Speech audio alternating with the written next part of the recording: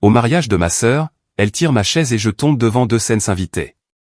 Son ricanement, le sol te va si bien.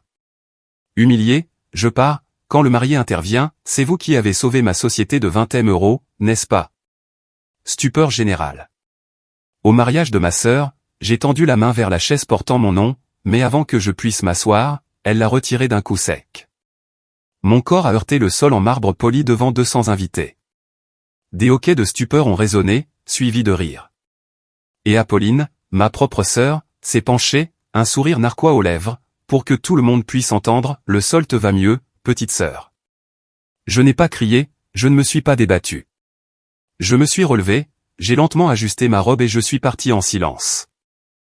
Mais à l'intérieur, ma poitrine brûlait, non seulement à cause de la chute, mais aussi à cause des années passées à être la sœur que personne ne défendait, que personne ne respectait. Ce qu'Apolline et mes parents ne savaient pas, c'est que je n'étais pas une simple invitée à ce mariage. J'étais la raison même de l'existence de l'empire de son fiancé, car des mois avant cette nuit, j'avais discrètement sauvé son entreprise de la faillite avec 20 millions d'euros. Et quand il m'a reconnu devant tout le monde, quand la vérité a finalement fait voler en éclats les mensonges que ma sœur avait tissés, tout le mariage s'est figé. Dans les prochaines minutes, vous entendrez comment un acte cruel a transformé une célébration en un règlement de compte, comment la fille qu'il qualifiait de trop froide, trop ambitieuse, trop indésirable est devenue le nom que personne ne pourrait oublier cette nuit-là. Alors restez avec moi, car au moment où le marié a ouvert la bouche, plus rien dans cette salle n'a jamais été pareil. Je m'appelle Éléonore Dubois, j'ai 38 ans et j'ai passé la majeure partie de ma vie à bâtir une carrière que peu de gens dans ma famille comprenaient. J'ai gravi les échelons pour devenir directrice financière d'une grande société d'investissement à la Défense. J'ai signé des contrats qui comportaient plus de zéro que mon père n'en a jamais gagné de toute sa vie. J'ai racheté l'appartement familial lorsque la banque était prête à le saisir. J'ai signé des chèques pour les frais de scolarité, pour les factures médicales, quand la vie devenait lourde.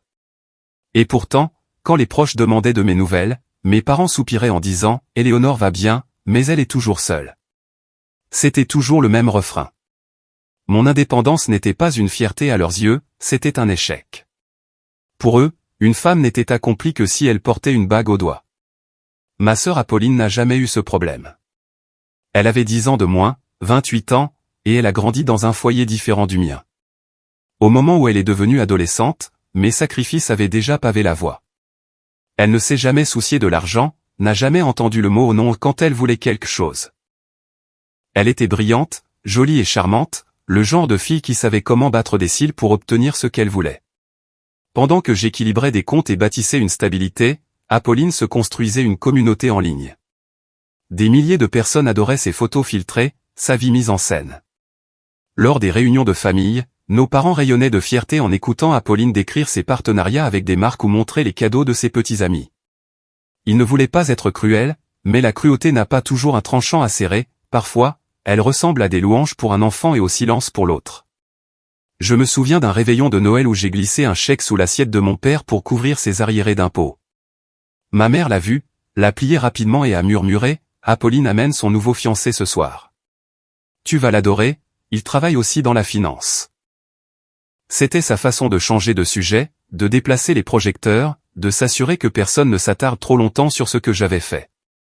Apolline est arrivée ce soir-là, rayonnante, tandis que j'étais assise dans un coin, écoutant nos parents s'extasier sur sa robe, ses cheveux, ses perspectives. Ma contribution s'était évanouie comme de la fumée. Ce n'était pas seulement du favoritisme, c'était le carburant de quelque chose de plus sombre. Apolline ne l'a jamais dit à voix haute, mais je le voyais dans ses yeux. Elle détestait être comparée à moi. Les professeurs soulignaient à quel point j'excellais en mathématiques alors qu'Apolline avait des difficultés. Les proches disaient, Éléonore est la sérieuse, Apolline est l'amusante. Ce qu'ils pensaient être un badinage inoffensif s'enfonçait en elle comme une lame. Chaque fois que mes parents soupiraient à propos de mon célibat, Apolline souriait un peu plus, comme si mon indépendance était la preuve de sa supériorité. Et plus son jour de mariage approchait, plus je sentais son agitation. « Tu viendras, n'est-ce pas ?» a-t-elle dit lorsque les invitations ont été envoyées. « Mais ne t'habille pas avec ton air de femme d'affaires. Ce n'est pas une de tes salles de conseil. Je ne veux pas que tu intimides les invités. » C'était une blague dite avec un sourire, mais c'était aussi un avertissement. Ma présence était une menace qu'elle ne pouvait pas tout à fait nommer. Puis il y avait Cassien de Valois, l'homme qu'elle s'apprêtait à épouser.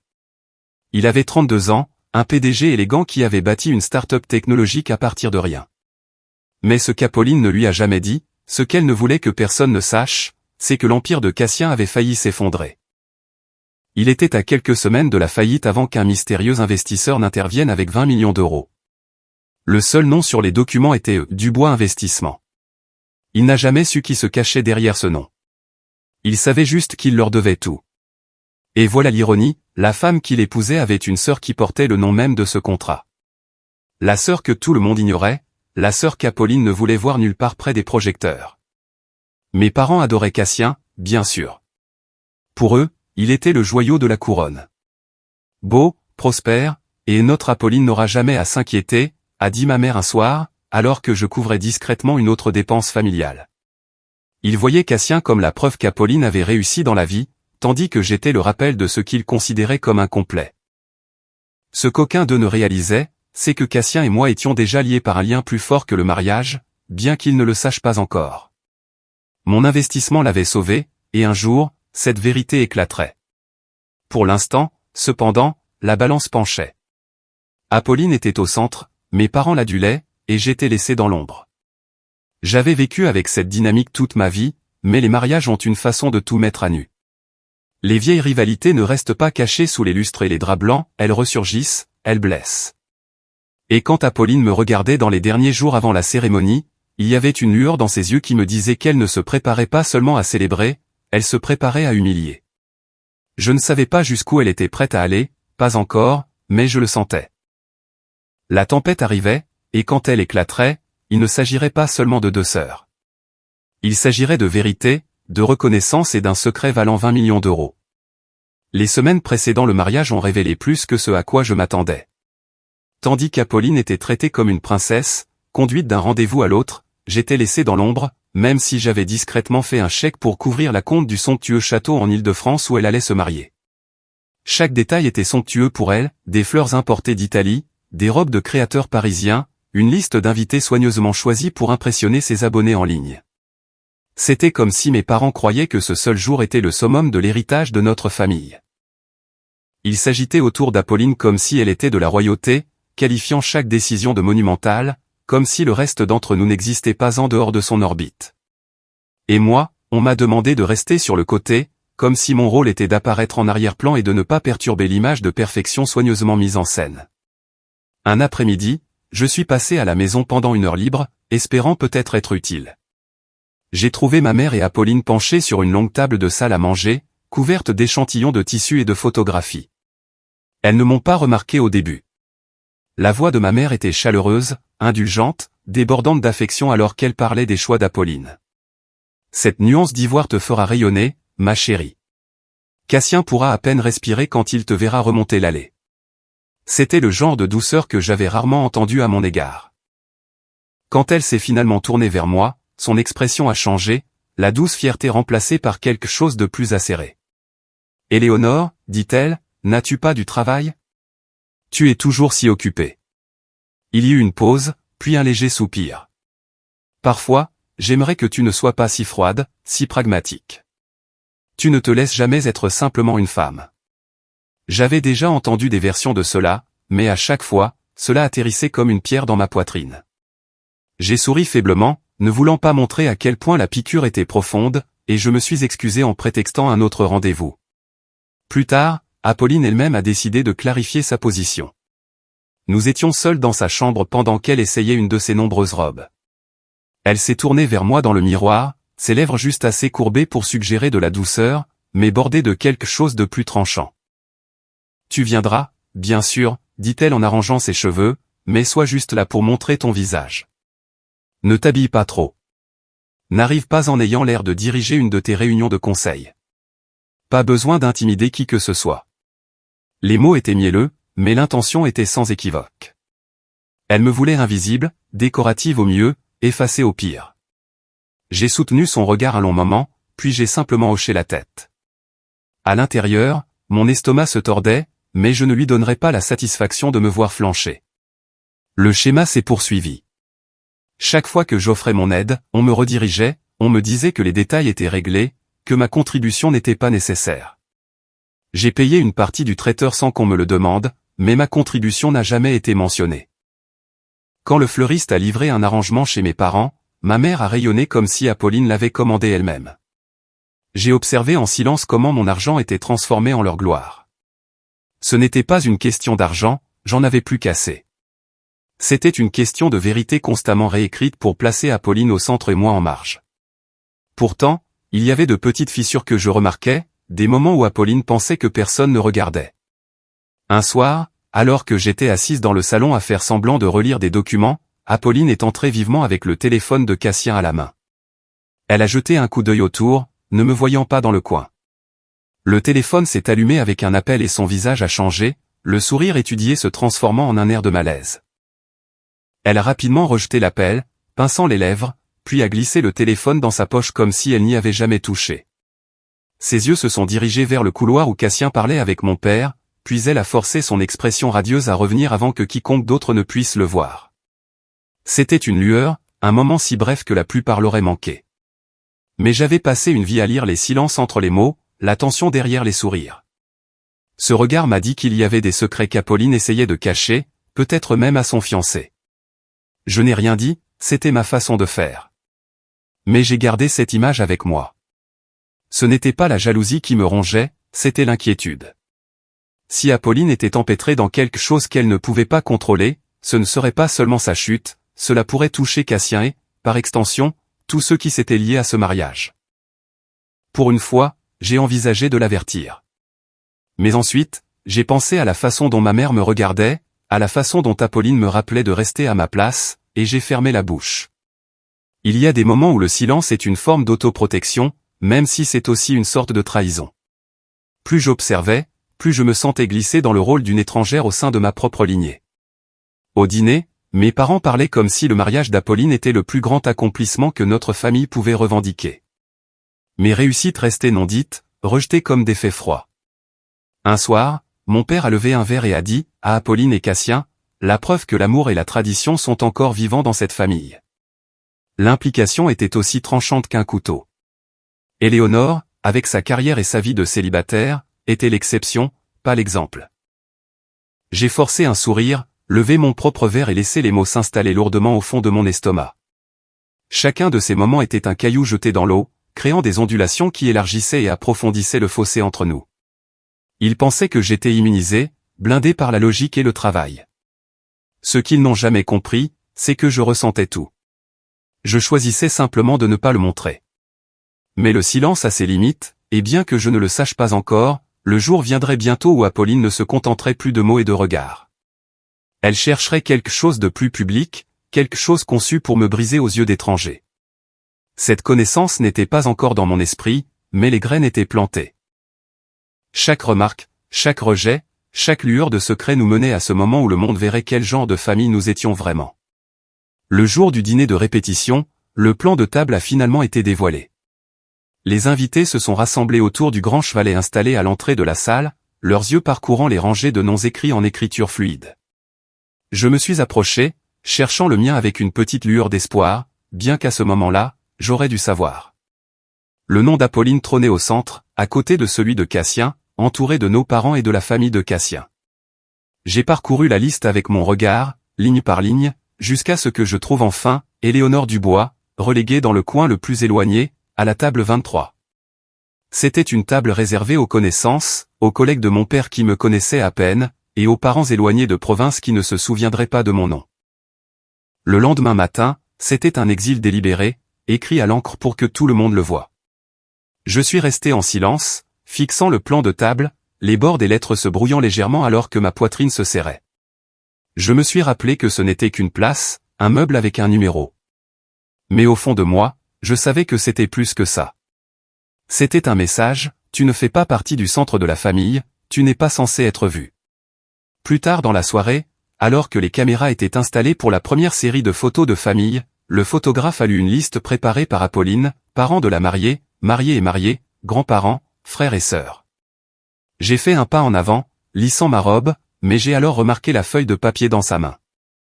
Mon nom n'y figurait pas. Il m'a regardé, poli mais confus. Je ne vous vois pas sur la liste, madame.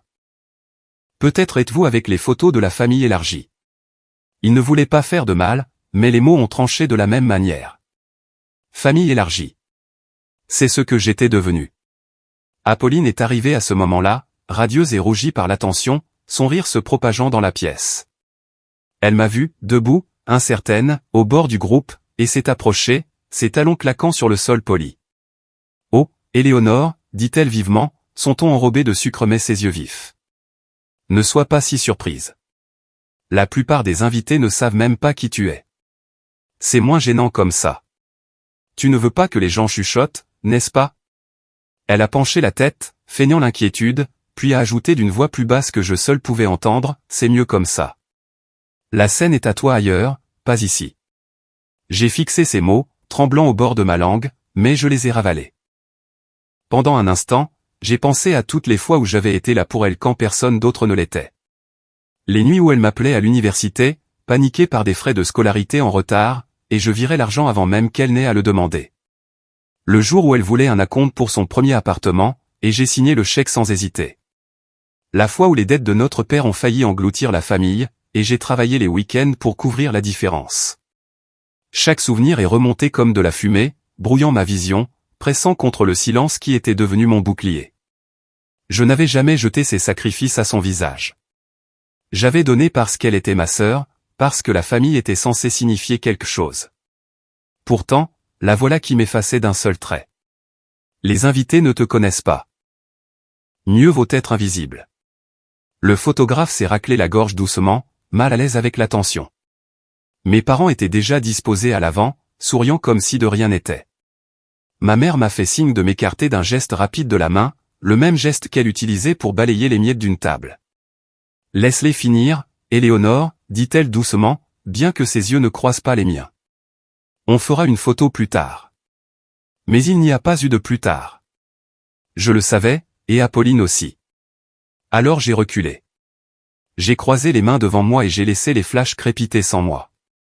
Apolline s'est penchée vers Cassien, radieuse sous les éclats des ampoules, son voile captant la lumière.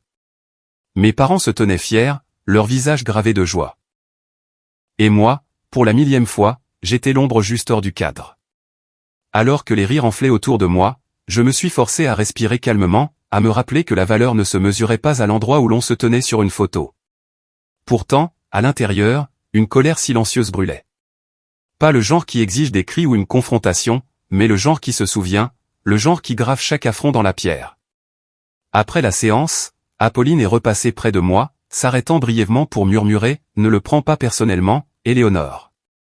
Tu n'as jamais vraiment fait partie de ce tableau de toute façon. » Elle a souri gentiment pour les invités à proximité, qui ont ri à une blague inoffensive qu'elle a lancée en l'air. Mais ces mots se sont accrochés à moi comme du givre.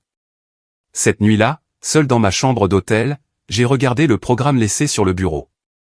Mon nom n'y figurait nulle part. Sponsor, famille, cortège nuptial. Ligne après ligne, et pourtant j'étais absente. Comme si mes années de sacrifice, mon soutien silencieux, ma présence même avait été effacée. J'ai refermé le livret et l'ai placé soigneusement à côté de la lampe. Pour la première fois, je me suis permis d'admettre ce que je soupçonnais depuis longtemps, dans le monde d'Apolline, je n'étais pas une sœur, j'étais un inconvénient. Et demain, elle avait l'intention de le faire savoir très clairement, peu importe qui regardait. La piqûre de l'exclusion a aiguisé quelque chose en moi. Elle m'a rappelé que le silence, bien que puissant, avait ses limites. J'endurerais, mais je n'oublierais pas. Et quand le moment viendrait, parce que je savais qu'il viendrait, je me relèverais, même s'il me préférait cacher dans l'ombre. La salle de réception scintillait de lustres qui déversaient leur lumière sur des tables drapées de lin blanc et de verre en cristal. Un silence élégant flottait dans l'air, rompu seulement par le bourdonnement discret d'un quatuor à cordes et le bavardage poli de 200 invités. J'ai marché lentement le long de l'allée des tables, suivant la rangée nette de cartons nominatifs jusqu'à ce que je trouve le mien. Le petit carton portait mon nom, dans la même écriture bouclée que tous les autres, mais la chaise derrière était la seule chose dans la pièce qui semblait m'appartenir.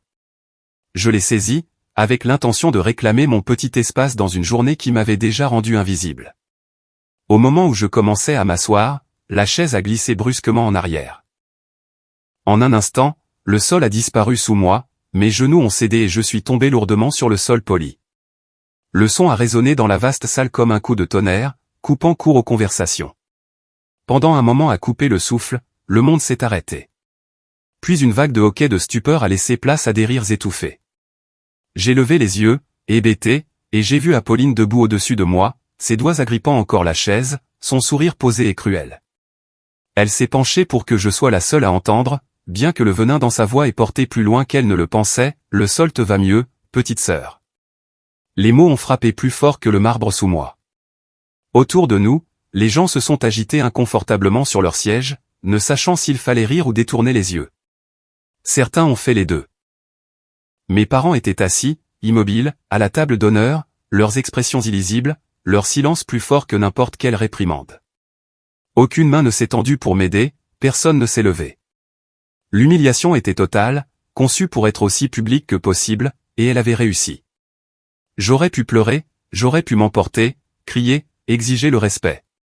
Mais j'avais vécu trop longtemps dans l'ombre des manigances de ma sœur pour lui donner cette satisfaction. Alors j'ai posé une paume sur le marbre froid, je me suis ressaisi et je me suis relevé lentement. Chaque muscle me faisait mal, mais j'ai redressé les épaules comme si de rien n'était. J'ai épousseté ma robe avec des mains fermes, le geste aussi délibéré que provocateur. Les murmures qui circulaient dans la pièce ont enflé, puis ont faibli lorsque les invités ont réalisé que je ne m'effondrerais pas. Apolline a penché la tête, s'attendant peut-être à une scène, à une répartie qu'elle pourrait transformer en drame supplémentaire. Quand rien n'est venu, une lueur de frustration a traversé son visage. Elle avait voulu me réduire en larmes, me dépouiller de ma dignité, me marquer à jamais comme la sœur qui appartenait au sol.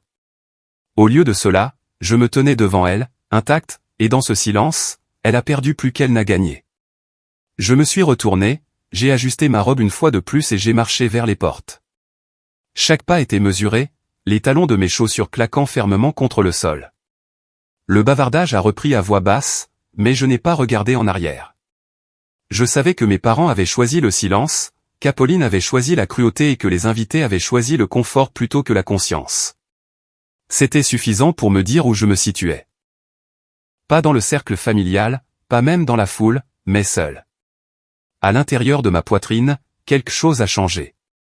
Pendant des années, j'avais enduré les petites rebuffades, les effacements discrets, les rappels subtils que je n'étais pas ce qu'ils voulaient que je sois.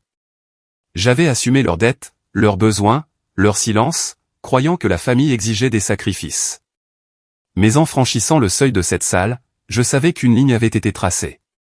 Ce n'était pas juste un autre affront à supporter. C'était le moment où le masque était arraché. L'air froid du couloir m'a accueilli en sortant, plus vif que le froid du marbre contre la peau. J'ai inspiré profondément, me stabilisant. Mes mains tremblaient encore, non pas de faiblesse, mais de retenue. Je ne les laisserais pas me voir anéanti. Apolline m'avait poussé au sol et mes parents m'avaient laissé tomber. Mais je m'étais relevé. Cette vérité comptait plus que leur silence, plus que leur rire. Alors que la porte se refermait derrière moi, étouffant les sons de la musique et des conversations, je savais que c'était le point de rupture. Les années de patience, d'orgueil ravalé, d'espoir de reconnaissance, tout s'arrêtait ici. J'avais assez enduré. Quoi qu'il arrive ensuite, je ne resterai plus tranquillement dans l'ombre à attendre une place à table. Ma dignité ne serait plus quelque chose qu'il pourrait retirer comme une chaise. Cette nuit-là, j'ai quitté la salle de réception, non pas comme la fille oubliée ou la sœur éclipsée, mais comme une femme qui comprenait enfin que le silence n'était plus une force, c'était une reddition. Et j'en avais fini de me rendre. Je suis resté dans le couloir plus longtemps que prévu, laissant la fraîcheur de la nuit apaiser la chaleur dans ma poitrine. Les échos de rires et de murmures étouffés de la réception pressaient encore contre mes oreilles. J'avais besoin d'un moment, d'un peu de calme, avant de retourner à ma place ou de choisir de partir complètement. Mais le destin en a voulu autrement, mon chemin a croisé une vérité à laquelle je ne m'attendais pas. J'ai poussé la porte des toilettes, la faible lumière se déversant sur le sol carrelé, et je me suis arrêté en entendant des voix provenant de la cabine du fond. C'était Sophie, ma meilleure amie, celle qui avait été à mes côtés pendant des années de nuits blanches, de chagrin d'amour et de déception familiale. Sa voix était reconnaissable, légère et rapide, la cadence que j'avais toujours trouvée réconfortante. Sauf que maintenant, elle portait un ton qui coupait comme du verre. Elle se prend vraiment pour qui, disait Sophie. Toujours si parfaite, toujours si sérieuse. C'est épuisant, honnêtement. Apolline a rendu service à tout le monde ce soir. La place d'Éléonore est par terre, pas à table. Elle se prend pour une reine alors qu'elle n'est que. Ces mots se sont terminés par un rire, rejoint par une autre voix que je n'ai pas reconnue. Je suis resté figé, la porte encore à moitié ouverte, le souffle coupé. Pendant un instant, j'ai cru avoir mal entendu, que c'était peut-être quelqu'un d'autre. Mais ensuite, Sophie a parlé à nouveau, plus clairement cette fois, et il n'y avait aucun doute. J'ai dit à Apolline que j'aiderais à diffuser l'histoire en ligne. Les gens adorent un drame de mariage, et si je joue bien mes cartes, j'obtiendrai peut-être enfin la communauté que je mérite. Je veux dire, Apolline a promis de me faire figurer dans sa prochaine campagne. Ce genre de visibilité vaut plus que n'importe quelle amitié. Les mots ont atterri plus lourdement que la cruauté d'Apolline ne l'avait jamais fait. Avec Apolline, je m'attendais à la jalousie, à la méchanceté déguisée en charme. Mais Sophie. Elle était celle que j'appelais quand le silence dans mon appartement devenait trop lourd, quand j'avais besoin de quelqu'un pour me rappeler que j'étais plus qu'un compte en banque et un CV. Elle avait été celle qui insistait sur le fait qu'elle m'admirait, qu'elle appréciait ma force. Et maintenant, derrière un mince mur, elle avait révélé la vérité. J'ai reculé doucement, faisant attention à ne pas faire de bruit, bien que mon cœur batte si fort que je craignais qu'il ne me trahisse. Je me suis glissé dehors et je me suis appuyé contre le mur frais du couloir, fixant le tapis à motif comme s'il pouvait m'ancrer. La trahison brûlait d'une manière que la mesquinerie d'Apolline n'aurait jamais pu le faire. La cruauté de ma sœur était presque prévisible, mais la déloyauté de Sophie coupait plus profondément parce qu'elle était inattendue, imméritée. Des souvenirs ont traversé mon esprit comme un montage cruel, les nuits où Sophie et moi restions éveillés à boire du vin bon marché, elle promettant que les vrais amis n'avaient jamais besoin de faire semblant, la fois où elle m'a tenu la main lors d'une réunion difficile avec des investisseurs, me disant que j'étais la femme la plus forte qu'elle connaisse, les après-midi qu'elle passait dans mon appartement à rire des publications superficielles d'Apolline et à se moquer de ce même monde. Qu'elle semblait maintenant désespérément vouloir rejoindre. Tout cela semblait maintenant souillé, révélé comme un script qu'elle avait abandonné dès qu'une scène plus brillante était apparue. J'ai pressé une main contre mon estomac, comme si la douleur pouvait se calmer si je la contenais. Mais la douleur était plus profonde que ça. C'était la prise de conscience que je n'avais peut-être personne. Ni mes parents, ni ma sœur, et maintenant même pas mon ami. J'aurais pu retourner à l'intérieur, la confronter, exiger une explication. Mais qu'est-ce que cela changerait? Les mots avaient été prononcés, la vérité révélée. Une confrontation ne ferait qu'alimenter ses excuses, et je n'avais aucun intérêt à les entendre. Au lieu de cela, je suis retourné vers la salle de bal, mais pas ferme bien que ma poitrine se sente vide. Je me suis glissé dans le coin le plus éloigné sans être remarqué, ma place déjà débarrassée par des serveurs qui supposaient que j'étais parti pour de bon. Je me suis assise tranquillement, regardant la lueur des lustres ondulés sur les verres, le son des fourchettes tapant contre les assiettes, les rires qui continuaient comme si de rien n'était. Le monde continuait de tourner, indifférent à ma douleur. Et dans ce silence, je me suis fait un vœu. Je ne laisserai pas la cruauté d'Apolline me définir. Je ne laisserai pas la négligence de mes parents me réduire. Et je ne laisserai pas la trahison de Sophie façonner ma valeur. Aucun d'entre eux n'avait le pouvoir de me nommer, de déterminer ma valeur. Ce droit m'appartenait, à moi seul. Je me suis redressé sur mon siège, laissant ma respiration se stabiliser. J'avais été poussé, moqué et effacé. J'avais été trahi par le sang et par l'amitié. Pourtant, j'étais là, toujours debout, toujours respirant, toujours intact. Ils pouvaient rire, ils pouvaient chuchoter, ils pouvaient m'effacer des programmes et des photographies, mais ils ne pouvaient pas effacer la vérité de qui j'étais.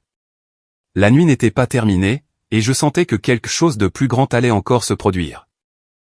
Si Apolline pensait avoir gagné en me forçant à tomber au sol, elle avait mal calculé. Car ce qu'elle ne réalisait pas, c'est que plus ils essayaient de me repousser, plus ma détermination devenait forte. Il ne s'agissait plus de leur approbation. Il s'agissait de récupérer ma dignité dans une pièce qui pensait pouvoir me la retirer. J'ai fermé les yeux brièvement, laissant le bruit m'envahir comme des vagues. La piqûre des mots de Sophie ne s'estomperait pas rapidement, mais elle ne me détruirait pas. J'étais plus que leur murmure, plus que leur trahison.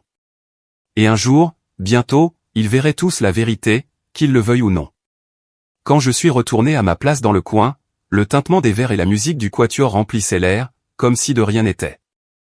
Le monde autour de moi continuait, inconscient de l'échymose qui se formait sur mon épaule ou de la douleur dans ma poitrine. Je pensais pouvoir y disparaître sans être remarqué et simplement attendre la fin de la nuit.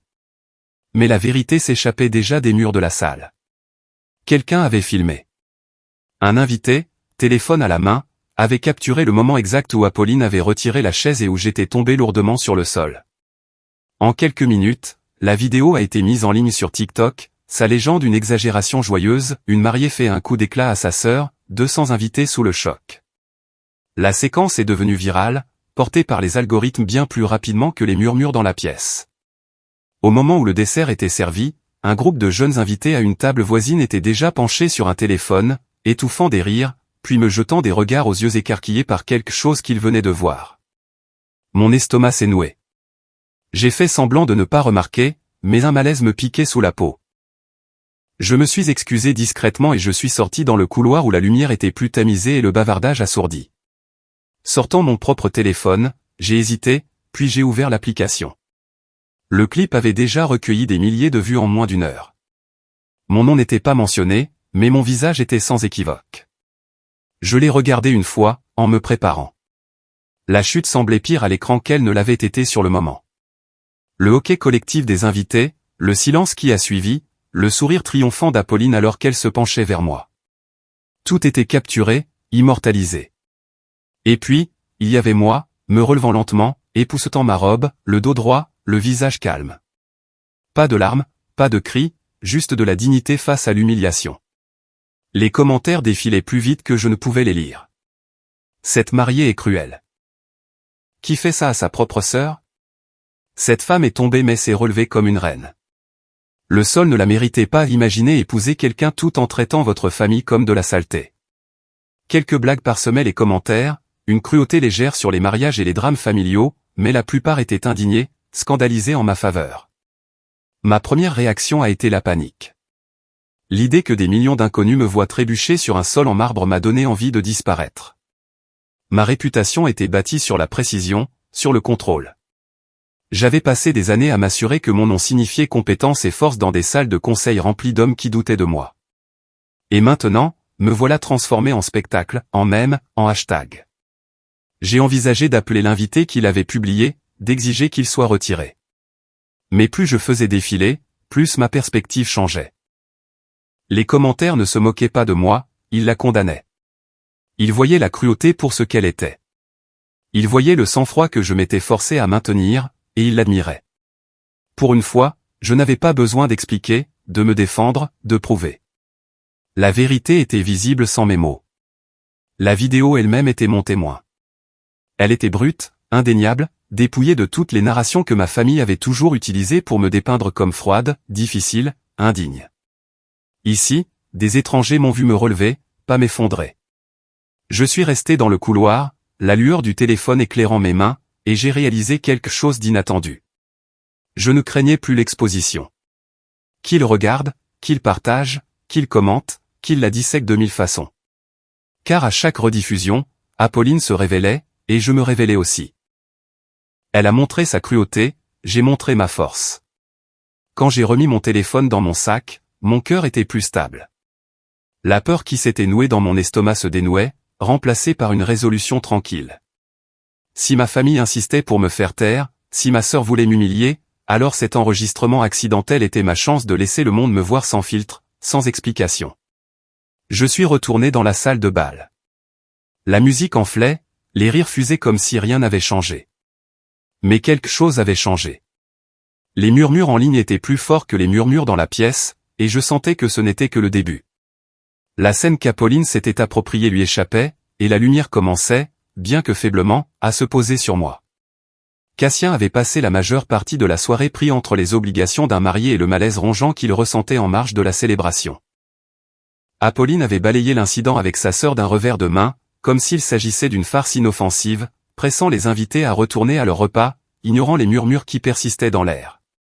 Pourtant, lorsque Cassien a jeté un coup d'œil vers l'autre côté de la salle, où Éléonore était assise dans un silence délibéré, il a senti quelque chose de troublant s'agiter en lui. Ce n'était pas de la pitié, exactement. C'était la reconnaissance de la dignité face à l'humiliation, un sang-froid qu'il avait vu dans des contextes bien différents, généralement de l'autre côté de table de négociation où la force importait plus que le charme. En levant un verre pour remercier un groupe d'invités, ses yeux se sont posés sur la chaîne autour du cou d'Éléonore. Un petit pendentif en or en forme de phénix scintillait sous les lumières.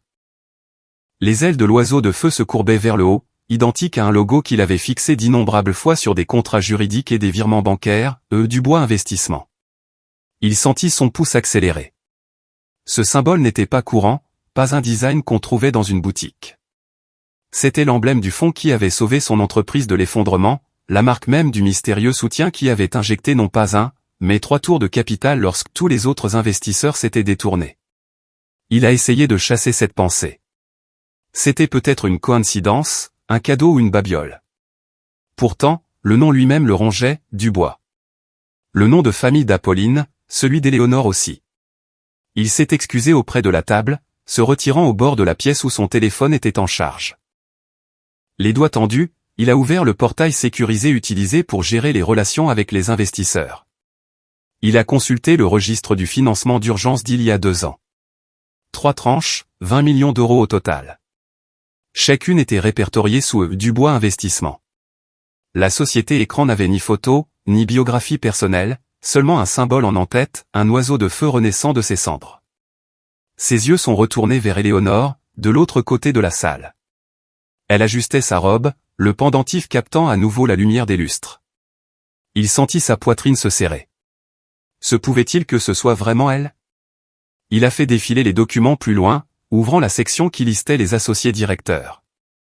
Le nom est apparu clairement, bien qu'il l'ait survolé auparavant sans s'arrêter, Éléonore Dubois. Il avait été là depuis le début. Sa gorge s'est asséchée. Il a de nouveau regardé vers Apolline, radieuse à la table d'honneur, se prélassant sous les feux de l'attention. Et la vérité l'a frappé avec une clarté brutale. Éléonore, la sœur qui avait été poussée au sol, était celle qu'il avait relevée lorsque son propre empire avait failli s'effondrer. Elle était la force silencieuse derrière sa survie, l'investisseur dont la confiance lui avait permis de garder ses employés, sa réputation, son avenir. Et Apolline n'en avait jamais soufflé mot. Elle l'avait regardé dans les yeux, joué le rôle de fiancée dévouée, et l'avait laissé croire qu'elle était celle qui avait les connexions, celle qui apportait la stabilité. Il avait supposé que sa confiance venait d'une ressource invisible. Maintenant, il comprenait, elle venait de l'ombre de sa sœur. Une lumière empruntée qu'elle n'avait jamais reconnue. L'estomac de Cassien s'est retourné. Il s'est souvenu des nuits de désespoir, où il était resté éveillé dans son bureau, fixant les liquidités qui diminuaient, se demandant s'il devrait vendre tout ce qu'il avait construit. Le soulagement qu'il avait inondé lorsque le premier virement était apparu. La gratitude qu'il s'était juré de rembourser un jour, quand il découvrirait qui lui avait accordé une telle confiance. Ce vœu l'avait façonné, l'avait maintenu stable pendant qu'il reconstruisait. Et maintenant, au milieu du champagne et des rires, il réalisait que sa dette n'était pas envers sa fiancée, mais envers la femme que sa famille traitait comme une invisible. Il a de nouveau jeté un coup d'œil à Éléonore. Elle était assise, le dos droit, le visage calme, comme si la cruauté qu'elle avait endurée n'avait laissé aucune marque. Elle ne savait pas qu'il la regardait, ne savait pas que la reconnaissance avait enfin trouvé son chemin jusqu'à lui. Son regard est revenu sur Apolline, et pour la première fois, il n'a pas vu le charme, ni la beauté, mais la manipulation. La façon dont elle avait orienté les conversations, présentant toujours sa famille en des termes qui mettaient sa sœur de côté. La façon dont elle évitait les détails chaque fois que le sujet des finances était abordé. Elle avait caché la vérité, non seulement à lui, mais à tout le monde, car la vérité menaçait son rôle soigneusement orchestré de star. Les mains de Cassien se sont crispées autour du téléphone. Il sentit la piqûre de la trahison s'approfondir. Ce n'était pas simplement qu'Apolline avait omis de le lui dire. C'était qu'elle avait choisi la tromperie, effaçant activement la contribution de sa sœur pour maintenir sa propre illusion. Cette décision coupait plus profondément que n'importe quelle mesquinerie dont il avait été témoin dans la salle. Cela signifiait qu'elle était prête à construire son mariage, leur avenir, sur un mensonge. Le poids de cette révélation pesait sur lui alors qu'il fermait l'écran. Autour de lui, les rires des invités sonnaient creux. Pour la première fois de la nuit, il ne ressentait aucune fierté dans la célébration, aucune joie dans les toasts ou la musique. Tout ce qu'il ressentait, c'était la gravité de la vérité, le changement de loyauté dans son propre cœur et la certitude croissante que cette nuit, censée être le début de tout, avait plutôt révélé une faille qui ne pouvait être ignorée. De l'autre côté de la pièce, Éléonore a pris un verre d'eau, le pendentif a son coup brillant une fois de plus. Le phénix, un symbole de renaissance, de survie contre vent et marée. Cassien ne pouvait pas détourner le regard. Il réalisa qu'il lui devait non seulement sa gratitude, mais aussi son honnêteté. Et cette prise de conscience allait tout changer. Cassien était assis à la table d'honneur, les rires des invités l'entourant comme des vagues lointaines. Mais son attention s'était resserrée sur la vérité qui brûlait maintenant dans sa poitrine. Il ne pouvait plus rester silencieux, pas alors que la femme qui avait autrefois sauvé tout ce qu'il avait construit était traitée comme si elle n'était rien. Ses yeux ont balayé la pièce, apercevant Éléonore dans le coin le plus éloigné, sa posture calme, son expression indéchiffrable.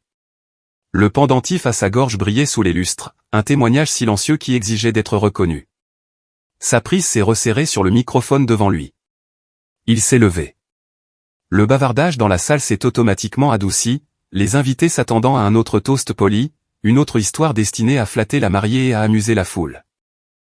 Cassien a laissé le silence s'étirer juste assez longtemps pour que l'attention se rassemble.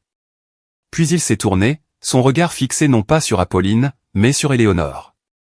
Sa voix a porté à travers la pièce, ferme et claire. « Mademoiselle Dubois », dit-il, les mots délibérés, chaque syllabe coupant le bourdonnement de la pièce. « C'est bien vous qui avez sauvé mon entreprise avec 20 millions d'euros, n'est-ce pas ?» Pendant un battement de cœur, la salle a semblé retenir son souffle. Le quatuor a hésité au milieu d'une note, les fourchettes se sont figées à mi-chemin des bouches. Toutes les têtes se sont tournées à l'unisson vers la table du coin où Éléonore était assise.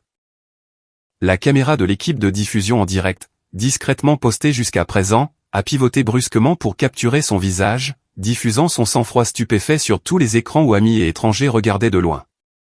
Le sourire d'Apolline s'est crispé, sa main agrippant le bord de la nappe comme si elle pouvait maintenir la pièce ensemble par la seule force de sa volonté. Ses parents se sont agités sur leur siège, la confusion se transformant en alarme. Le silence s'est approfondi, se tendant jusqu'à ce que son poids pèse sur chaque poitrine dans la pièce. Éléonore ne s'est pas levée immédiatement. Elle a regardé Cassien, ses yeux stables, bien que son pouls martèle dans sa gorge. Elle n'avait pas demandé cette mise en lumière, n'avait pas cherché la reconnaissance ici, de tous les endroits. Mais maintenant, la vérité avait été prononcée à voix haute, indéniable. Lentement, elle a posé ses mains sur la table, s'est levée et a laissé les yeux de 200 invités se poser entièrement sur elle. Elle n'a ni confirmé ni nié, se contentant de garder le silence avec le même sang-froid qu'elle avait montré en se relevant du sol plus tôt dans la soirée. Du fond de la salle, une seule paire de mains a commencé à applaudir. Le son était hésitant, incertain, mais il a rompu le charme de l'immobilité. Une autre s'est jointe, puis une autre.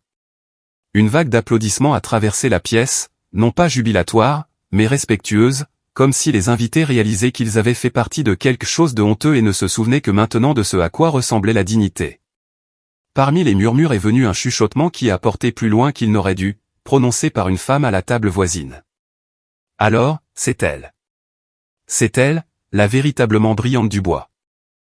Les mots se sont répandus dans un murmure, répétés et reformulés jusqu'à ce que l'air lui-même semble en bourdonner. Les joues d'Apolline sont devenues cramoisies.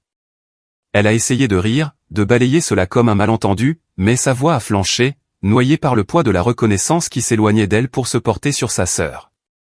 Leur mère s'est penchée vers elle, chuchotant frénétiquement, mais même elle ne pouvait masquer le malaise dans ses yeux. Pendant des années, ils avaient rejeté Éléonore, diminué ses contributions comme si le succès en dehors du mariage ne signifiait rien. Maintenant, en une seule déclaration, ce récit s'était effondré devant leur monde entier. Cassien a lentement baissé le microphone, mais son regard est resté fixé sur Éléonore. La gratitude brûlait dans son expression, tempérée par la culpabilité de ne pas l'avoir reconnue plus tôt. Il avait passé des mois à préparer ce mariage, se promettant qu'il construisait une vie sur la vérité. Et pourtant, la vérité avait été cachée à la vue de tous, ignorée parce qu'elle était gênante pour ceux qui voulaient être sous les projecteurs. Éléonore a légèrement incliné la tête, un geste non pas de fierté, mais de reconnaissance silencieuse. Elle n'avait pas besoin de s'attribuer le mérite, pas ici. La vérité était déjà vivante dans la pièce, indéniable, portée par les voix de ceux qui, quelques heures plus tôt, avaient ri de sa chute. Et dans leur silence maintenant, et leurs applaudissements, elle sentit quelque chose changer en elle. Cette humiliation était censée l'effacer, au lieu de cela, elle l'a révélée. Les lustres scintillaient au-dessus, mais c'était Éléonore qui retenait l'attention de la salle. Et bien qu'elle se tienne seule, elle ne se sentait plus invisible. La pièce était encore lourde du silence qui avait suivi la déclaration de Cassien lorsqu'il a de nouveau levé le microphone. Sa voix était stable, mais il y avait maintenant un tranchant indubitable, le genre de ton qui traverse les cérémonies et expose ce que d'autres préféreraient garder caché. Il y a autre chose, dit-il, ses yeux fixés non pas sur Éléonore cette fois, mais sur Apolline. La mariée s'est agitée sur son siège, son sourire peint s'effaçant, ses doigts se resserrant autour du pied de son verre. Les invités se sont penchés en avant, sentant que la soirée ne concernait plus les toasts ou les rires, mais la vérité. Cassien a inspiré une fois, puis a laissé tomber les mots avec un poids délibéré. Apolline a un jour envoyé des dossiers confidentiels de mon entreprise à un concurrent. C'est Éléonore qui a géré les retombées, discrètement, sans jamais demander de crédit. Un murmure s'est propagé comme une onde de choc à travers la salle. Certains ont haleté, d'autres ont chuchoté durement à l'oreille de leurs voisins. Le visage d'Apolline a perdu ses couleurs, puis est devenu rouge vif. Elle a secoué la tête rapidement, forçant un rire qui n'a pas atteint ses yeux. « C'est ridicule, dit-elle, sa voix plus aiguë que d'habitude. Pourquoi ferais-je une chose pareille ? Mais Cassien l'a interrompu, son ton plus vif maintenant. Parce que tu voulais que j'échoue. Tu voulais le contrôle. Et tu pensais que si Éléonore ne pouvait pas réparer le désordre, tu prouverais qu'elle n'était capable d'aider personne. N'est-ce pas vrai ? Ces mots sont restés en suspens dans l'air comme un verdict. Apolline a ouvert la bouche, puis l'a refermée, aucun démenti ne trouvant de prise contre la force de sa conviction. Éléonore se tenait silencieusement, le visage calme, bien qu'à l'intérieur sa poitrine souffrait de reconnaissance. Elle avait connu des bribes de cette vérité, avait vu les signes, mais ne les avait jamais prononcés à voix haute. Les appels tard dans la nuit qu'elle avait reçus de l'équipe juridique de Cassien, la course effrénée pour contenir la fuite, le silence qu'elle avait choisi par la suite pour protéger la dignité de sa famille. Tout est revenu avec une clarté brutale. Elle n'avait jamais révélé le rôle d'Apolline, croyant que la miséricorde était la voie la plus douce. Et maintenant, sous la lumière vive des lustres et des caméras de diffusion en direct, cette miséricorde avait pris fin. Le poids de la révélation s'est abattu le plus durement sur les épaules d'Apolline. Elle s'est à moitié levée de sa chaise, tremblant dans l'effort de garder son sang-froid, mais les yeux de 200 invités la clouaient sur place. Son père s'est agité inconfortablement, sa mère a murmuré son nom comme pour la ramener sur son siège, mais aucun bouclier n'était assez fort pour adoucir ce qui venait d'être dit. Puis une nouvelle voix s'est élevée, ferme et résolue, venant de près de l'avant de la pièce. C'était la mère de Cassien. Elle se tenait debout, sa posture droite, sa voix portant l'autorité d'une femme habituée depuis longtemps à commander le respect. « Assez, dit-elle, les yeux fixés sur Apolline. Notre famille ne s'unira pas à la trahison. Nous n'accueillons pas la tromperie dans notre foyer. Mon fils n'épousera pas quelqu'un comme vous. » Les mots ont frappé avec la force d'un jugement final. Personne n'a osé interrompre. Les mains d'Apolline tremblaient alors qu'elle s'agrippait au pli de sa robe. Ses lèvres bougeaient, cherchant des mots, mais aucun son n'est sorti. Les applaudissements qui avaient commencé pour Éléonore plus tôt s'étaient évanouis dans un silence plus froid que le marbre, rompu seulement par le léger clic des appareils photo capturant son humiliation. À travers tout cela, Éléonore n'a pas souri. Elle ne s'est pas réjouie, n'a pas savouré ce moment de renversement. Son cœur était lourd, pas triomphant. Elle ne voyait pas une rivale vaincue, mais une sœur s'effondrant sous le poids de sa propre envie. Les choix d'Apolline avaient creusé cette tombe bien avant le jour du mariage, ce soir ne faisait que révéler ce qui avait été caché dans l'ombre. Éléonore n'a ressenti aucune joie à cela, seulement du chagrin que la jalousie ait consumé une femme qui aurait pu choisir l'amour, qui aurait pu choisir la famille. L'air dans la salle s'est alourdi de honte. Les invités se sont agités, mal à l'aise, ne voulant pas croiser le regard d'Apolline. Certains murmuraient, d'autres secouaient la tête, mais personne ne s'est levé pour la défendre maintenant. Dans le coin, le reflet d'Éléonore dans la vitre la regardait, un rappel qu'elle avait porté la dignité en silence tandis que d'autres cherchaient le spectacle. Cassien a finalement baissé le microphone, son expression taillée dans la pierre. Le mariage, autrefois chorégraphié à la perfection, gisait maintenant en ruine autour d'eux. Mais pour la première fois, la vérité avait été entièrement dite. Et dans cette vérité, Éléonore se tenait plus grande que jamais. Non pas parce qu'elle triomphait de sa sœur, mais parce qu'elle avait refusé de laisser la trahison la définir. À l'intérieur, elle s'est murmuré les mots qu'elle ne pouvait pas dire à voix haute, elle plaignait Apolline. Et la pitié, pas la haine, était le seul cadeau qu'elle pouvait encore faire à sa sœur. Le silence qui a suivi la condamnation d'Apolline par la mère de Cassien persistait encore dans la pièce comme un voile que personne n'osait toucher. Apolline était assise, figée, son sourire peint effacé, tandis qu'Éléonore restait debout, les mains jointes lâchement devant elle, stable bien que son cœur tremble. Les invités s'agitaient mal à l'aise sur leur siège, le spectacle de la trahison et de la révélation crépitant encore dans l'air. Puis la mère de Cassien s'est avancée. Ses pas n'étaient ni pressés, ni hésitants, mais délibérés, portant un poids qui faisait reculer légèrement les gens sur son passage. Elle s'est arrêtée devant Éléonore et la regardait avec des yeux qui s'étaient adoucis, bien qu'ils portent encore l'autorité. « Je vous connais, dit-elle, sa voix claire, non pas sur un ton d'accusation, mais avec une certitude tranquille. Ces mots ont surpris Éléonore plus que tout ce qui avait été dit ce soir-là. Elle ne s'attendait pas à être reconnue ici, et encore moins par cette femme. Le regard de la femme plus âgée n'a pas vacillé.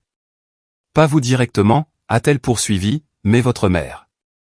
Il y a des années, quand je n'avais rien, quand l'entreprise de mon mari vacillait et que nous ne savions pas comment nous allions nous en sortir, votre mère est intervenue. Elle n'a pas demandé de remboursement, elle ne m'a même pas laissé la remercier correctement. Elle a simplement aidé, comme si c'était la chose la plus naturelle à faire. » Éléonore sentit son souffle se couper. Des souvenirs ont surgi, non sollicités, sa mère à la table de la cuisine, tard dans la nuit, écrivant des chèques qu'elle pouvait à peine se permettre, cuisinant des repas pour les voisins dans le besoin, portant des fardeaux en silence, sans se vanter ni se plaindre. Sa mère avait toujours dit que la force ne résidait pas dans ce que l'on exigeait, mais dans ce que l'on donnait librement. Entendre cela maintenant, devant des centaines d'yeux, c'était comme sentir la présence de sa mère entrer dans la pièce, invisible mais indéniable. La voix de la mère de Cassien s'est adoucie, bien qu'elle porte assez loin pour que chaque invité l'entende. Et ce soir, je la vois en vous. La même dignité, la même force tranquille. Tandis que d'autres essayaient de vous humilier, vous vous êtes tenue plus grande qu'eux, sans jamais élever la voix. C'est l'esprit de votre mère qui vit à travers vous. Ne l'oubliez pas. Le sang-froid d'Éléonore s'est fissuré. Les larmes qu'elle avait retenues toute la soirée ont jailli et coulé avant qu'elle ne puisse les arrêter, des traînées chaudes coupant ses joues.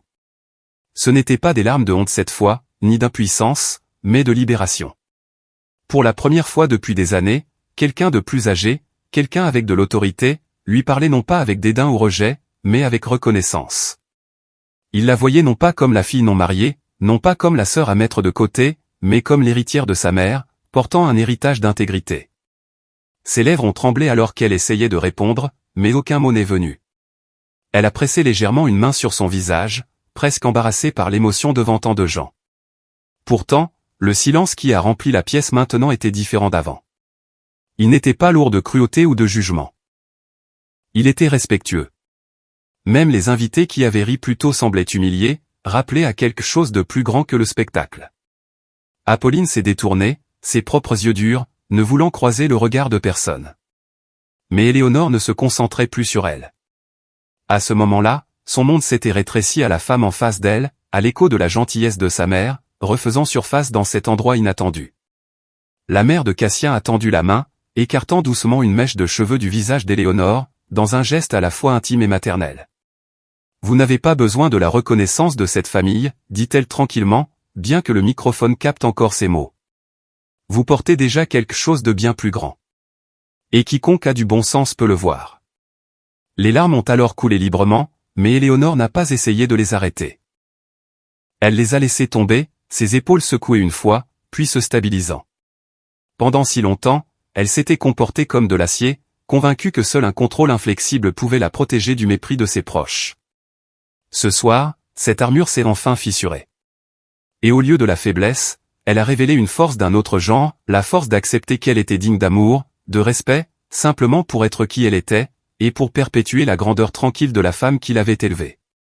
Les applaudissements qui se sont élevés cette fois étaient plus doux qu'auparavant, moins axés sur le spectacle que sur la solidarité. C'était le son de personnes rappelées à l'humanité, à des liens familiaux qui pouvaient survivre à la cruauté lorsqu'ils étaient portés par la grâce. Éléonore a légèrement relevé le menton, croisant le regard de la mère de Cassien, et a murmuré à travers ses larmes, « Merci ». La femme plus âgée a hoché la tête une fois, comme pour sceller un lien, puis est retournée à son siège, laissant Éléonore debout, plus grande qu'auparavant. Elle a essuyé son visage avec le bord de sa main, n'ayant plus honte de ses larmes. Pour la première fois ce soir-là, elle s'est sentie plus légère. Pas vengée, pas triomphante, mais en paix avec elle-même d'une manière qu'elle n'avait pas ressentie depuis des années. Elle savait que l'esprit de sa mère n'avait pas été oublié.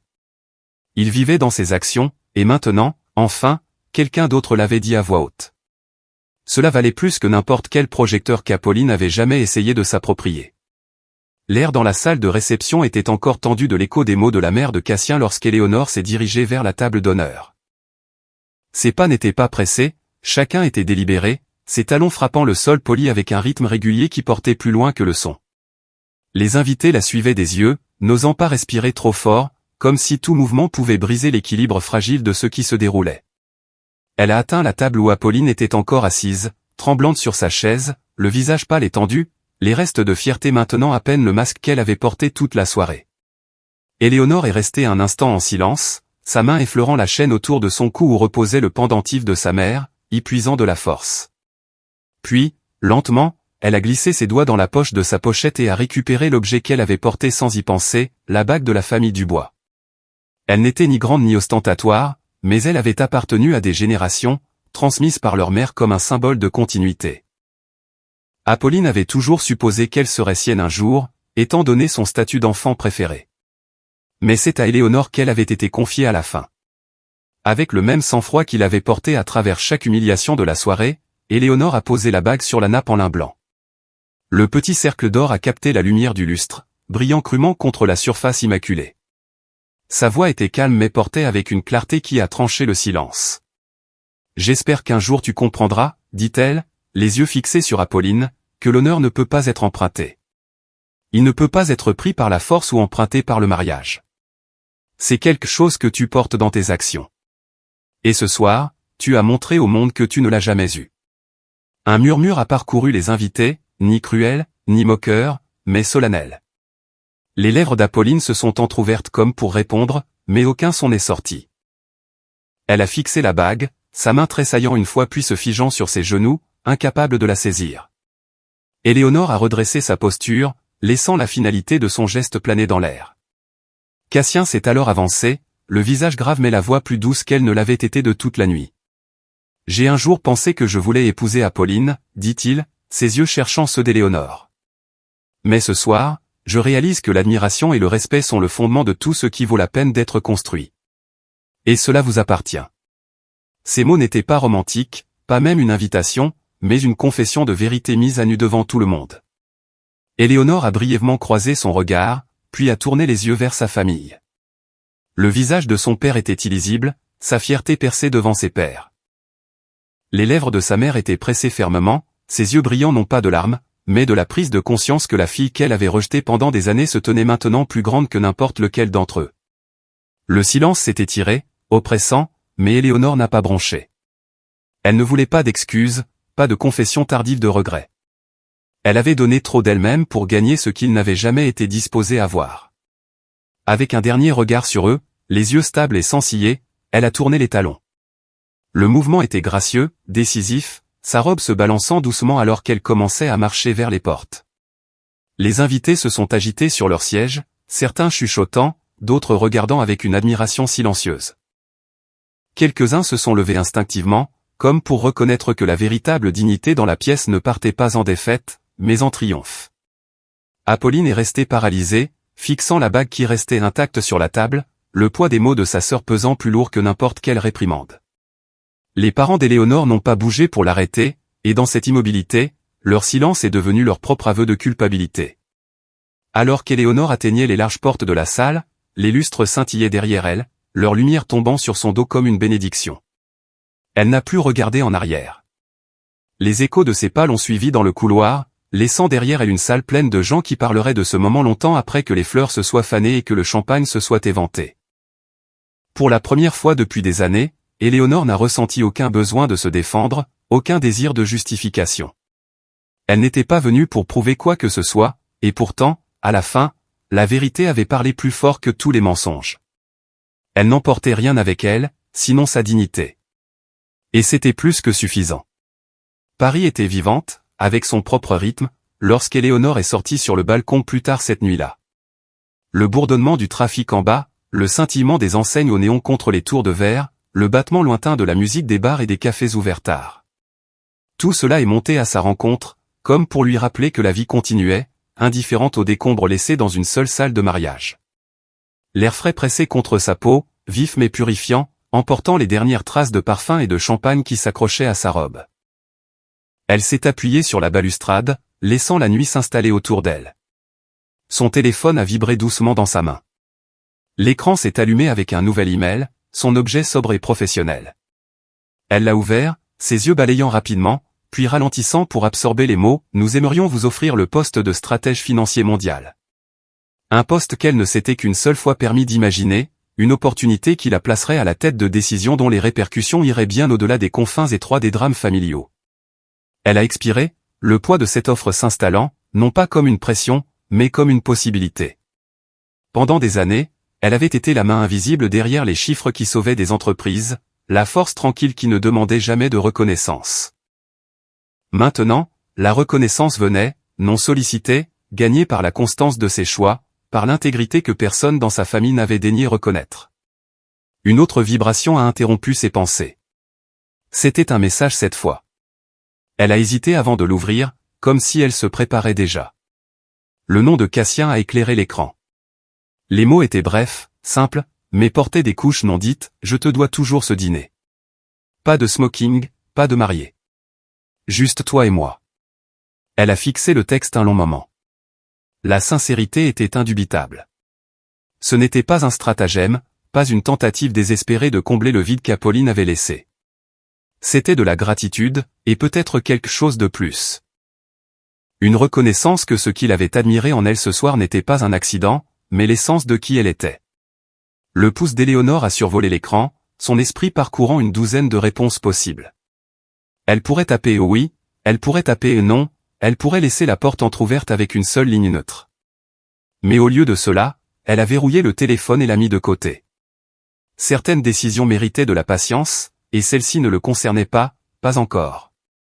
Elle s'est approchée de la balustrade, ses mains s'enroulant autour du métal froid alors qu'elle regardait l'étendue des lumières. La ligne d'horizon s'étendait devant elle, nette et brillante, un témoignage d'ambition et de survie. Elle a laissé ses yeux suivre le quadrillage des rues, la lueur des fenêtres et des appartements remplis d'inconnus, chacun vivant ses propres histoires de perte et de résilience. Pour la première fois depuis des années, elle se sentait sans attache. Non pas dans le sens d'être à la dérive, mais d'être libre. Ses pensées se sont tournées vers l'intérieur, calmes et certaines. Toute sa vie, elle s'était mesurée au poids des attentes familiales, au silence de la reconnaissance refusée, à la piqûre d'être mise de côté. Ce soir avait fait voler en éclats ses illusions. Non pas parce que le monde avait soudainement choisi de la voir, but parce qu'elle avait choisi de se tenir dans sa propre valeur, peu importe qui regardait ou qui se détournait. L'email attendait, le message persistait, mais son cœur n'était pas pressé de réclamer l'un ou l'autre. Elle s'est murmurée, presque comme si sa mère pouvait l'entendre, portée par le vent, avant de choisir qui marchera à mes côtés, je me choisirai moi-même.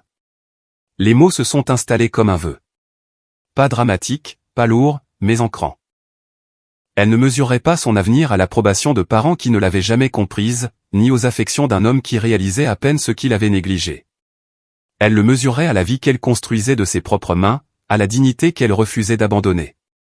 Les lumières de la ville scintillaient, se reflétant dans ses yeux alors qu'elle souriait faiblement, un sourire qui ne portait aucune amertume, seulement de la résolution. Elle a redressé les épaules, a inspiré profondément et a laissé le bruit des rues en bas l'envahir comme une symphonie. Demain apporterait des décisions. Ce soir, elle avait la paix. Et ainsi, elle se tenait sur le balcon, non pas comme la femme humiliée au mariage de sa sœur, non pas comme la bienfaitrice cachée d'une société, non pas comme la fille que ses parents rejetaient. Elle se tenait comme Éléonore Dubois. Son propre choix, sa propre force, son propre avenir. Quoi qu'il arrive ensuite, cela ne la définirait pas. Elle se définirait elle-même. Et c'est là que l'histoire d'Éléonore nous laisse pour l'instant, debout sur un balcon avec les lumières de Paris s'étendant à l'infini devant elle, se choisissant avant tout. Son parcours nous rappelle que la dignité ne peut pas vous être donnée ou prise. C'est quelque chose que vous revendiquez par la façon dont vous vous tenez, même lorsque le monde essaie de retirer la chaise sous vous. Si vous avez déjà fait face à des moments où vous avez été sous-estimé, mis de côté ou fait sentir petit, alors vous connaissez le pouvoir de récupérer votre propre valeur.